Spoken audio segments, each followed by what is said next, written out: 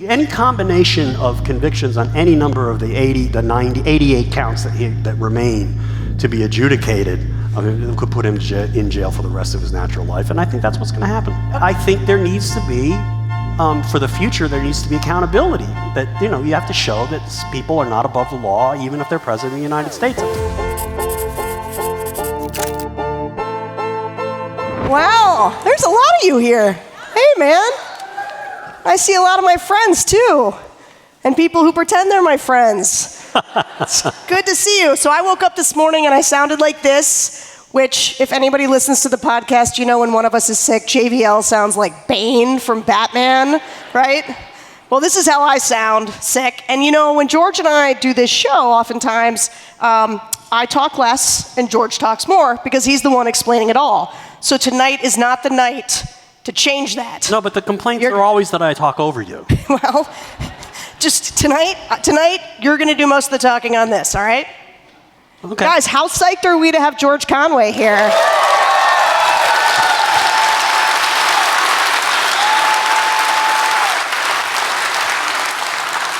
Now I'm going to get shy. I'm not going to have anything to say. So tell me where you've been spending your days lately. I've been going back and forth from here to New York. And what's happening there? Some guy's on trial there. He did something bad. He seems very upset about it. Is he going to get in trouble for it? I think he's going to get in big trouble for it. Yeah. All right.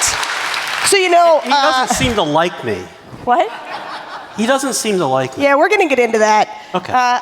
So, one of the things, if you listen to us on The Next Level, we are constantly saying, I'm not a lawyer, but before we express our legal opinions on things. But at some point, we did think it might be good if we actually found a real lawyer to talk to us about what was happening, since with Trump being the Republican nominee, half of our political news is going to end up being legal news, right? Which is why we started. Many people say that. Many people are do. saying. Big, strong men with tears in their eyes. Witch hunt. So, obviously... like that. Witch hunt. You only have to say witch hunt. Everybody laughs. So I was not that excited for this to be the first case to go forward, and it looks like it might be the only case that we get before this election. Maybe. But you said... Originally, read my words no. That's what they do to Trump. No. But we both thought that maybe this was the less serious of the and I still think that it is the less serious if you're comparing it to trying to overthrow the Constitution. Yeah, it's less serious. Right, or just leaving documents stacked in the bathroom that the government asks for them back and you won't give them. Yeah. So it's less serious. It's less serious. Yeah. But you do think it's fun though that what it lacks in seriousness, it makes up for in sort of tawdry, lying, Trumpiness. It's the perfect Trump case. I wrote a piece in The Atlantic this week. It is absolutely the perfect Trump case. It is, it comes down to lying. And of course, everything about Donald Trump is lying. He lies. Then he lies about his lies. And then he lies about lying about his lies. And it's, as I said in the article, it's like a matryoshka doll. How do you say that in Russian? Matryoshka doll of mendacity. And it was good. It was like the alliteration there. And I got nothing for you on that one. So it's perfect in that sense, although the other cases are also about lies. The election lies, the lying to the FBI about where the documents were. But this is about him personally and his sleazy, tawdry nature and how morally putrescent he is. And because he knows that, that's why this case really bothers him as much as any of the others. And that's why he's really, really unhappy. And he was almost, he could have been thrown in jail the other day. He had been held in contempt 10 times for violating the court's gag order, attacking witnesses and the judge's daughter and whatnot. And, he was this close. The judge basically said, one more time, dude. And he's there, and Stormy's testifying, and she testified about something he didn't really like to hear. You're not going to get into all of it, right? Because it was... There was very little sex in the in the direct there was very little sex in the direct exam. There was very little sex to start with, but there was very little sex in the testimony. Basically, the only questions that the prosecution really asked about the sex was they did it on the bed, and then I'm not going to say. There's like one more fact. I'm just going to leave it out. But we're in a synagogue. For some reason, it has to do with protection. There was no protection, and for some reason, the defense, the judge, like saying, "Why didn't you object? I would have sustained the objection." So basically, that was it, and it was very short, very, very, very, very brief. It did not last long. And then he actually struck some testimony where Stormy said, "I was staring at the ceiling, trying to make this go away," and essentially. But that got stricken. And so basically, most of the testimony was about her testimony was basically about what led up to that moment. And he didn't like that. There was some really funny stuff in there about how she got sick of him being. I mean, this is the story. It rings perfectly true. She basically said he was rude.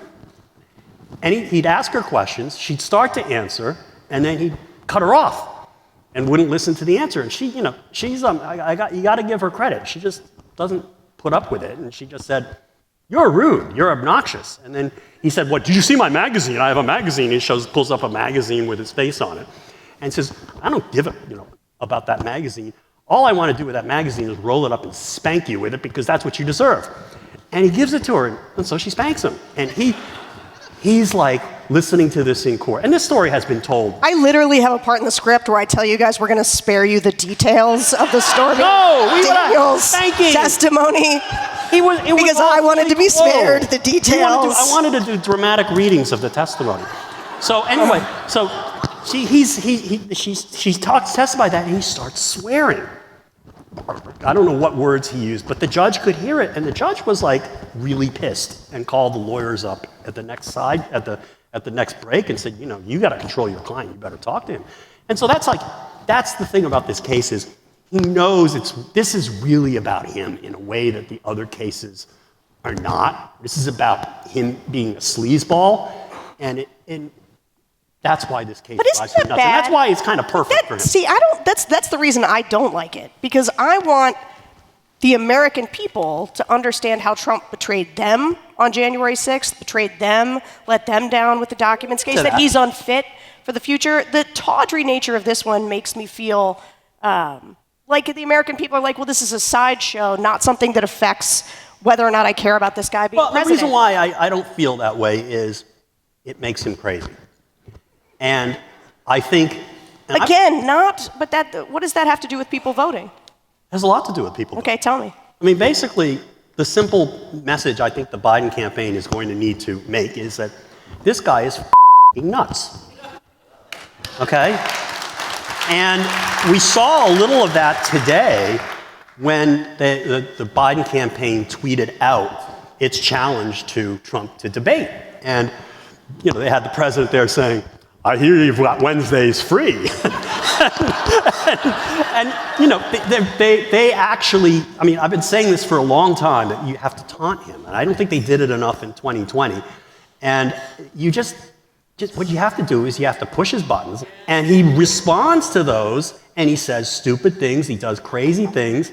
And it can't be just one outside group doing it. Everybody has it. It's like when Jimmy Kimmel at the Oscars, that drives him nuts. And if you get everybody to do it, the Biden campaign to do it, the outside groups to do it, people like me just randomly on television doing it, it's going to make him crazy. And then you say, "See, he's crazy." And then he gets mad that you said he's crazy, and he acts even more crazy. And it's, that's the way to beat this guy. And so that's why I like this case, because it's driving me totally nuts. Okay, so speaking of him being crazy... I don't think you needed a lawyer to tell you all that. That's true. Trump has a gag order. He's not supposed to talk publicly about the witness or the judge. Many people are saying that. So just like a mob boss, though, he's got all the GOP players coming into the court. So you were there. So he's got Mike Johnson, the Speaker of the House. Yeah, I actually wasn't there on Mike Johnson Day. Were you there on J.D. Vance Day? Did you see what J.D. Vance said? No, I was there last week. J.D. Vance said, Trump looks lonely up there. He does look lonely. It's sad. And did you see that how they were all dressed? Every single one of them looked just like Trump. They were in like a blue suit and a red tie. That made him feel so good. No, but that's actually part of what's going on. I mean, two things there. They're using these people to violate the gag order, and it is a violation of the gag order for him to send somebody else out, whether or not they're being paid, to say the things that he wants them to say. And in fact, a New York Magazine editor or a reporter said on television yesterday that he actually was sitting close enough behind counsel table on the left side of the courtroom that he saw Trump marking up remarks for some of these politicians who showed up. And so that's a if the judge decides to pursue it or the DA decides to pursue it, I don't think they will at this point because, they're finishing up the case and it would get a little messy because you have to figure out, okay, did he hand that to Tommy Tuberville and does Tommy Tuberville really read? I mean, so, you could have a mini trial on whether Tommy Tuberville could read this. I guess I don't think they're going to get into that, but it's a violation of the gag order. But the other thing I think is going on with Trump and these surrogates is they're desperately trying to keep him under control. He is so close to losing it at any given moment, like that moment that I just talked about where he started swearing at Stormy. And they do things like they've got the New York Times reported that they have this young woman who's in part of the entourage, and she's called the human printer. And her job is to cart around a portable printer and print stuff out that cheers him up, like like pictures of you in 2016. We'll get to that. Yes, yeah. Alan Dershowitz saying something, like the legal expert, or that guy Turley from Jonathan Turley. Or somebody on Fox saying something. See, all legal experts say this case is a sham. It's like all legal experts on Fox News. Yes, but so. They're really desperate in trying to keep control of this narcissistic sociopath, and the care and feeding of a narcissistic sociopath is quite difficult, and particularly in these circumstances. And I think one of the reasons why all of these people have been brought up there is to cheer him up and say, "Sir, we think you're the greatest." And he desperately needs that. He is so emotionally needy. He's also morally and emotionally empty, but he's needy in the sense he continually needs. That's why he likes these rallies. He needs to have them. They are the fuel on which he runs. And so having these guys come up there and kiss the ring and kiss his butt it's supportive for him, and they need that to keep him under control, or else he's just he's going to end up at Rikers. All right, different take. Different take. Okay. I think a bunch of them just look like they're auditioning for, it's so weird that the VP auditions are happening in a courtroom. It's like, I really want to be your VP. I'm Vivek Ramaswamy. I'm going to show up and talk about how this is a miscarriage of justice, two-tier justice. Oh, he misspoke, though. Didn't he said something? Never mind. But Doug Burgum was there, who's also on the short list. What's a Doug Burgum? I think he's the governor of one of the Dakotas. I'm not sure which one. There's the dog shooting Dakota and this other Dakota. So he's the other one. He's the other. He's the non-dog shooting Dakota. Yeah. They don't shoot dogs in his Dakota. Yeah, which one is it? I think he's north. He's north. Okay. He's north. Yeah, that's not dog shoot Dakota. No, yeah, okay. She's south. Yes. But Doug Burgum's on the short list for VP because Trump has, because he didn't shoot a dog. Well, Trump's got a bit of a money problem, very much like RFK Jr. picked a VP who could basically pay for the entire campaign. Trump might be in the market for a VP who can underwrite rich? the whole I thing. didn't know that. He's very rich. Yeah. How do you get rich in North Dakota? I think on tech. I'm not sure. Yeah. Okay. Anyway, that's not the point. The point is that this is where the VP wannabe. This is the stuff, you're getting all the stuff that they cut out. Yeah, this is actually how the real shows go. They're much tighter. Like, George, after Barry gets done with it. Stop. We do have to bring you back. Okay, so listen, on the trial itself, this week, well, actually, so you went through some of the Stormy Daniels stuff, but tell me this. One of the things that I read, and maybe it was something you wrote, was that the reason that Stormy Daniels ended up, I did not think she was a particularly good witness in the beginning, because I thought the judge had to settle her down from all the details. Well, she kept talking, she felt like relaying to she was a motor these mouth nice on the first people day. who didn't need to hear it. And so the judge actually said... You mean the spanking? Yes, the judge asked for fewer details. I like talking about the spanking. It's great. Yeah. But on the cross-examination, she held up pretty well. And were you there for that? Talk about that. That was the day I attended. And here's what happened with Stormy. Her testimony, in a way, was only of limited relevance from a legal standpoint. And the reason is because it really doesn't matter what they did. What matters is that she got paid for it, and even if she was just basically extorting the money from him and had never met him, the payment still would have been covered up, and because it was covered up and it went through Cohen, it would have been a campaign finance violation, and because it was covered up on the books, it would be a books and records falsification violation of a felony violation of New York law. So in a sense, it didn't matter. And the wiser thing would have been, frankly, from the prosecution standpoint, they wanted to get it in, at least at a general level, because it shows why Trump was motivated to cause the payment of $130,000 to Stormy Daniels, because it was embarrassing. So that was the relevance of Stormy, but they could have basically pulled the rug out, the defense, of that theory of relevance by saying, we don't dispute it. We're not going to contest what happened in the hotel room, which would have cut the examination really, really short. But of course, Trump can't do that. Trump has to go in. He sends his lawyers to argue in the opening statement. She's totally lying, completely lying. Didn't happen, which of course no sentient human being would believe. And as a result, and the judge basically said it to the both sides, like, okay, well, I got to let them do this. I got to let them go on at length about this, but just I don't want to hear much about the sex, but you can go on, about everything else, and that's what they did.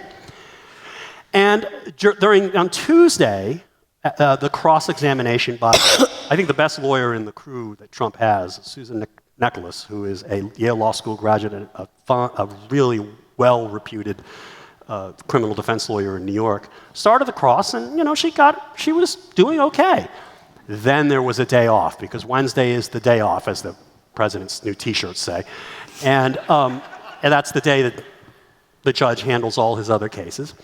And that was, I think, my theory, and I put this in my Atlantic piece, was that was bad for the defense, because that Trump was all stirred up by Stormy's testimony, and he kept jawboning his lawyers all day Wednesday and Thursday. And in fact, on Thursday morning when they got into court, Trump is like leaning in on Nicholas saying, so what happened was her examination, I think she would not have done most of the things that she did, but her examination was overlong, too aggressive, and just too argumentative. And what happens is, normally, if you're a smart-ass witness, like I probably would be, it's not a good idea, even for a smart-ass witness, to mouth off at the cross-examiner, because you look like a wise guy, you look bad, and you lose your credibility. So the best approach, even if you think that you're not being treated fairly by the examiner, is to keep your answers short and, say yes, no, I don't know, and keep it and be very plain vanilla. But because Nicholas was so, and I believe this happened at the behest of her psychopathic client, was so obnoxious, Stormy was able to get some zingers in, because she's a very quick-minded woman. She's about 10 times smarter than Nicholas's client is. And, she got some real buttes in there, like, they asked her, they started asking her about the charges in this case, and said, you made money off the indictment. You know about this indictment. Goes, well, there have been many indictments, she said. And then there was another one where Nicholas is trying to beat up on her for making money off the indictment, and she says, just like, you've been making money off it, haven't you? Yes, just like Donald Trump. And there were a couple more zingers like that were. Oh, and the other one was, the best one was. This is going to involve sex. Okay, earmuffs. Okay, all right. So basically, was the Nicholas's line of cross was, Stormy not only acts, if you call it that, she writes and directs. She writes screenplays for adult films, and so Nicholas gets off and says, "Well, you make up stories about sex, right? you write fictitious sex. And she says, no, the sex in the movies is real, just like what happened in that room. It's like, oh. That's like she just wiped the floor with necklace, and it was just brutal. Let's move on to Michael Cohen. There was less sex and more bad check floating. Okay. Did I mention the spanking? Yeah, it's great. This was always my dream, to get into politics, be on the stage with a big-time lawyer, and talk about spanking. Yeah, cool. Yeah. Cool. Okay. So maybe we'll talk about Michael Cohen for a while. Michael Cohen. Were you in the room for Michael Cohen's testimony? I have not been there yet. I have heard reports, and I've skimmed through the transcript. And the thing to know about, everybody's been saying, oh gosh, Michael Cohen, he's going to be the last witness. They're going to kill him, da-da-da-da-da. That's not what happened so far. We'll see what happens tomorrow when they finish the cross. But the reason why I think the expectations for Michael were so low was because people are saying, well, he lied about this, lied about that. But the prosecution has already fended that off. And the way they did that is they basically pre-corroborated, to use a word I'm just making up, his entire direct testimony. They have basically already told the story in different ways. Through David Pecker of the National Enquirer, AMI, through Keith Davidson, who was both Stormy Daniels' lawyer and Karen McDougal's lawyer, through some Trump Organization witnesses who went through all the documents. They have gone through the chronology of the case and the pattern that was established from the 2015 agreement with Trump and Pecker that they would have this catch and kill system for stories. Yeah, and actually, we should say, we're sort of running this as though you guys listen to us every week go through this. Yeah. But for people who haven't, okay, the catch and kill, basically what happens in 2015, this guy Pecker, I don't know who decided to call him that. I think it's just his last name. Yeah, I think it's just really unfortunate for this whole I think the scenario. writers went overboard. Yeah, I know. So anyway, they have this meeting at Trump Tower where they're basically, Pecker is Trump's friend. He's also Cohen's friend, and he wants to help Trump be elected president, because if he's elected president, you get to go to the White House, and also, it'd be good for the magazine, I guess. I don't know. He had all sorts of motives. And basically, they have this agreement that if, some story about Trump comes out involving women, and Trump basically told Michael, according to Michael's testimony, it's like, there are going to be a lot of women, many stories. And the National Enquirer would try to sniff them out by buying the stories, and then Trump would reimburse the National Enquirer for it, which is totally a violation of the Federal Election Campaign Act, because it was for the purposes of helping the campaign. And if you use a cutout to pay money and you advance it and you don't disclose it, that's illegal. And in fact, AMI and Pecker entered into a deferred prosecution agreement with the United States Attorney's Office for the Southern District of New York. It was illegal. But anyway, that was the fact that Trump was in on that set the pattern of what happened later, because later they worked out a deal with Karen McDougal, the AMI worked out a deal, the National Enquirer's parent company worked out a deal with Karen McDougal to buy her story, and then Trump was supposed to reimburse them for that. And then Pecker and the National Enquirer pulled out of the deal when the Stormy thing came in, so they had to figure out another way to finance it, and the way they financed it was Michael Cohen took out a $130,000 loan on his home equity line of credit, his HELOC, and the notion that he would do that without any promise of repayment by Donald Trump is like nil. And that's one of the most damning facts in the case. But anyway, the whole pattern of that was just basically pre-explained, and the documents were all in already. And essentially, all Cohen was doing, they just walked Cohen through the documents and walked him through everything the jury had already heard. And then there was just a few things added, which were his own conversations with Trump. Where he said, he explained his relationship with Trump. Trump is a micromanager when it comes to things he cares about, which is his property, his money, and this stuff. And so it makes perfect sense that Trump was in on it all along. And also the fact that, it was going to be Trump's money in the end. He cares about money. There was testimony from one of the Trump people that basically he was complaining about somebody spending $600 on something. And he cares. He's a penny pincher. He's cheap. And so the notion that he spent $130,000 and then that was doubled because they had to pretend it was for legal services, so they had to gross Michael up for taxes, so it became $260,000. There was also another $50,000 thing that... Hey, man, you're deep. You're deep. But anyway, the notion that Trump didn't know is absurd. And so what Michael did was basically he's just filling in small little gaps that connect everything to Trump. But if you didn't have that, the story would... You'd assume that was what was happening anyway. And if he testified that Donald Trump didn't know anything about this, it would be unbelievable. So there's no way that the Trump lawyers can attack his credibility on anything that Michael has said relating to the case from the witness stand on what happened with Stormy Daniels. And that's the problem that the Trump lawyers have. Now, what they think they're going to do is they're going to say, oh, well, you lied about this and you lied about that and all the other stuff. But the problem there is that a lot of that lying was done on Trump's behalf. Yeah, he even went to jail for a year. Yes, for all this. Yes. I mean, he did some other stuff too. But he went to jail for this. But that's what makes him not a particularly reliable witness in this, or that's what Trump's people would like. That's what they say, but the problem is, he's got no reason to lie at this point, and everybody else confirms what he has to say, and nobody contradicts it. And reasonable doubt, the way the defense is going to look at reasonable doubt is they're going to take every little, there are 34 counts for all the 34 different pieces of paper that were falsified. And they're going to say, well, what's the evidence that Donald Trump specifically read that and did that? Okay, and that's the way they chop everything up.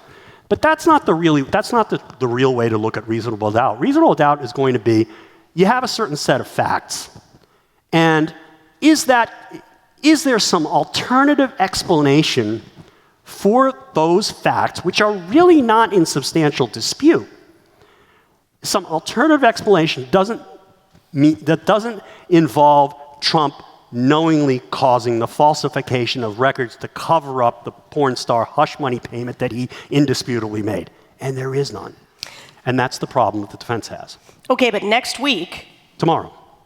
Well, tomorrow's the last day of Cohen's. So we'll see what they do. I don't think they're going to be able to do much, but we'll see. Then next week, they turn it over and Trump's team gets their turn. And they're going to present this alternative. They're going to tell their own story. With who? Well, I don't know. I'm not their defense team. They don't have anybody other than the only person who could say, I didn't know that, and Michael Cohen is lying about his conversations with me, is Donald J. Trump. And look, if I were his lawyers, I would throw myself in front of the train to keep him from testifying because he would not withstand 5 minutes of cross-examination. Because everybody's lying except for him. Everybody's, witch hunt. You could just basically draw him out to the point and drive him completely nuts, and he'll just say, you just ask him, he's like, you never cheated on Melania, did you? Of course not. Never. You could just get him to say all sorts of absurd stuff. There's no way Trump takes the stand. I don't think so. I agree. I agree that. I agree with that, but. Has he been under oath once? Yeah, he actually testified in open court in the civil case where he got hit with a $500 million judgment. He did not testify in the E. Jean Carroll case, and that was probably a very good move. And right. When he testified, he said something like, what did he say? He said, well, he did. He was forced to have his deposition taken. He couldn't get out of that, and the deposition was admitted into evidence against him under the rules of evidence as an admission of a party opponent. How many lawyers in here? Yeah, okay.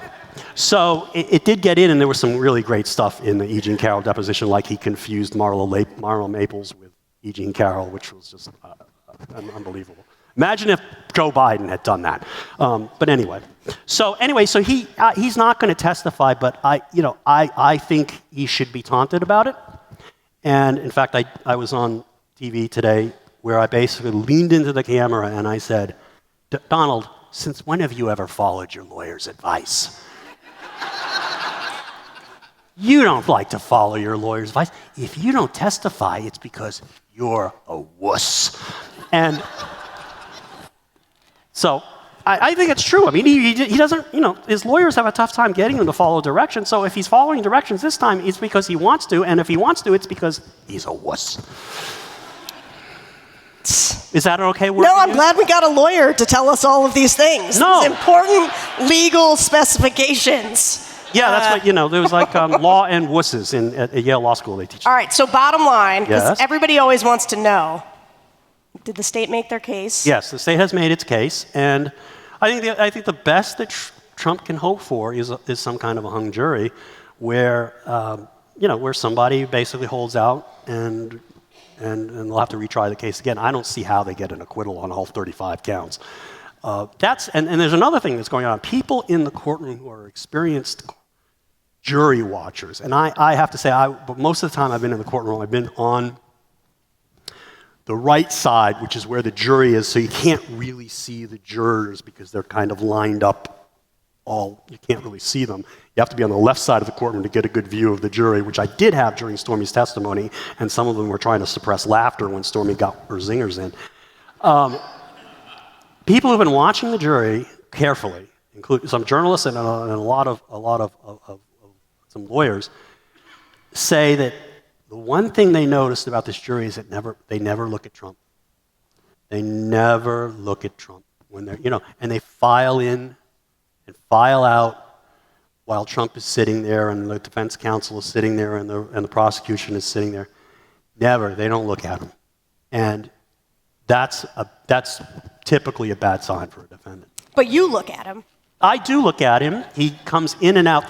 When he comes in and out of the courtroom, they make everybody in the gallery, mostly press, just sit there. And a couple of times I've had a seat on the aisle, because that's the way, that's the best seat to have if you want Donald Trump to see you. And and he saw me, the first time he saw me, I just smiled at him. I said, and he looked at me and he glared at me. Then the second time I think he saw me, he pretended not to see me. And then this was during Stormy's testimony. There was a mid-morning break and an afternoon break, and I think he saw me twice. After Stormy got off the stand, I went up back to my hotel room to start working on my Atlantic piece. And when court resumed, apparently at 2:00, one of his minions, Boris Epstein, who I actually know, I met him in 2016 and 2017, came in with a stack of, Trump had truthed about me. And he truthed two photographs of me from election night 2016. One where I was in the war room watching Trump watch the returns, and the other one was I was kind of shit-faced at the election night. You look wild in that picture. Oh, yeah, but here's what happened. He was like, okay, first of all, they didn't come out till like 2 a.m., and there was free booze. Okay, so fine. So it's fine. And, you've been to election night parties. It's fun. It's like New Year's Eve. It's like, I don't know, who knew he was going to destroy democracy? I could have told you he was going to destroy democracy. Okay, but I didn't know you then. Yeah. Okay. Sorry. I didn't know you then. Okay. So, see, that's it. It's okay. We all get there in our own Liberty time. ends to thunderous applause, right? Okay, so I'm there. My wife was my ex-wife was a political consultant. She worked on all these campaigns, small ones. Tried to work on a couple of presidential campaigns, like Newt Gingrich's, didn't go all that well. And she basically won this election for this guy, this buffoon, and which was pretty impressive, actually. And it was sort of a moment. And when I drink too much, I get teary-eyed, and so I'm there like, I'm sad, He does cry a lot. I'll tell you this now. Tell the story. You want to tell the story? You want to tell the story? I don't know. The first time we met, you cried. We've cried. I cried on the podcast. I was crying for democracy. I know. It's nice. It was for a different reason. It's nice. It was like a 180. Nice. All right. So anyway, so he posts this picture of me, and it says, "Mr. Kellyanne Conway celebrating my great victory in 2016." He does that during the lunch hour. This guy is facing years in jail, and this is what he concerns himself during lunch with between cheeseburgers. So they had the human printer who I told you about print copies of these pictures out and the tweet or the truth, and Boris Epshteyn, who by the way has been indicted in Arizona for trying to subvert the election there on behalf of his boss. But anyway, so Epshteyn comes in with this sheaf of papers and hands them to Caitlin Collins of CNN, who apparently they don't like because she likes to have me on her show. And they hand it to her. Like he hands it to her right there in the courtroom, and the press is like looking, what the is this? And Caitlin's like looking puzzled, and they say, give this to George. And she's like looking at him like he's insane. It's like, Conway. And then everybody was like, what is wrong with these people? And that's what happened. It's a true story. You couldn't make that up. Couldn't make it up. You can't make up any of this. Okay, so he's going to get convicted in this, but he's not going to go to jail for years if he gets convicted. He could. Well, He could go to jail for 2 or 3 years. I'd put him away for at least 18 months to 2 years. I know you would. I think this judge has had it with this guy, honestly. Okay, so you think if they come back and they do convict him, I think he'll get a jail term, yeah. but he'll appeal it, Yeah. and it won't come up before the election. It doesn't matter. He's going to lose the election. Okay? Well, say more about that since you're so sure. He's going to lose the election because I think that I think if everybody does their job and points out that he's completely nuts and makes fun of him, he's going to show that he's completely nuts, and then you'll say, oh, he's completely nuts, and then he'll be even more nuts, and it's a cycle, and I do think the Biden campaign gets that. And I think that's the approach they decided to take with him. And I think that's the reason why they're doing this debate. They want to start early and often. I don't think it's because of this bull BS New York Times poll, which I think has problems. And I think that I think he's going to lose, and I think any combination of convictions on any number of the 88 counts that remain to be adjudicated, could put him in jail for the rest of his natural life, and I think that's what's going to happen. Okay, but this is the only case. Okay, if you want to clap, well, this is fine.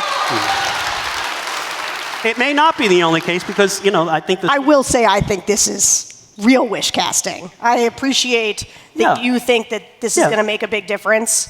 No, I don't. Look, these cases were never going to make the difference in terms of the future of our country because at the end of the day, the future of our country is in our own hands. I agree. It's not in the hands of the court. The court was never going to save us. The court was never going to save us. The courts were never going to save us. Yeah. They were going to provide some entertainment for us, and they were going to put him away. Just what the courts were designed to do. Exactly. And I think I think there needs to be for the future there needs to be accountability. That you have to show that people are not above the law, even if they're president of the United States. And I think it's taking a while, but as the Reverend Dr. Martin Luther King said. The moral arc of the universe is long, but it bends toward justice. I don't know if I have that quote right, but it's... You do. Yeah. And I think that's what's going to happen here. Okay. But here's the thing. We're not going to get the docs case before... No, not necessarily. What's happening is, if the Supreme Court doesn't order anything crazy, then the documents case ought to, if you just sort of look at the calendar, should go to trial sometime in September and October. So that's one possibility. If the Supreme Court does some crazy kind of remand for fact-finding, I don't know what the fact-finding would be. Just say what the Supreme Court's is gonna decide. I think they're going to deny him immunity, and I think this case is going to go to trial one way or the other, and it may go to trial as soon as September. Okay. If they order some preliminaries, then what I would do if I were the district judge is say, okay, fine, let's have this preliminary hearing next week. Call your witnesses. Let's hear the case. And basically, you would track the actual case, and the American people would get to hear the evidence. Okay. So maybe that one. Like, maybe that one, yes. But Documents, Georgia, deep freeze, no. Eileen Cannon. Eileen Cannon, they got to figure out something to do. We've got a couple minutes left. You just want to say a few words about Eileen Cannon? I didn't know if you had thoughts on her. I think I used up all my bad words. No, she's terrible. I mean, she has this just incredible confluence of incompetence and bias that it's just astonishing. But I do think, I think we ought to be grateful that she's at least as incompetent as she is biased, because if she were competent, she would have this case on ice, and there'd be no way to get rid of her. But there may be a way to get rid of her in the future because she has done so many crazy things. True, although if Trump gets reelected, I think she probably... Well, if Trump gets reelected, she's on the Supreme Court, right? Right. It doesn't matter, because if Trump gets reelected, then basically you cannot put a sitting president in jail. I mean, even I would concede that. Under Article 2, you would just, you cannot prevent somebody, a president, from doing his constitutional duties as under Article 2. And even the Justice Department of both administrations has said you can't even prosecute a president. I don't quite believe that's true, but as a practical matter it is. And so if he's president, those cases all go away just as a matter of law. He doesn't even have to have an attorney general dismiss them. I mean, the courts would just throw them out. Cool. So, to sum up, the fate of democracy hangs on... And our next show will be at Guantanamo. The fate of our democracy hangs on whether or not Donald Trump is convicted for paying hush money to a porn star.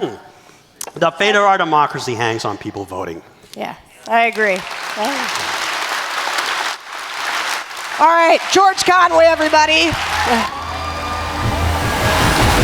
George Conway, he's a man with a plan. Got to sit down with Sarah Longwell, take a stand, explain all the legal problems they're piling high. With Donald Trump, oh my, oh my, oh my. He said, Sarah, let me break it down for you. There's obstruction of justice, corruption too, the legal tangles and troubles, they're growing fast. It's a storm that's gonna last and last. Oh, Conway, tell them well all about it. Those legal problems can't live without it. From the Emoluments to the Russian ties.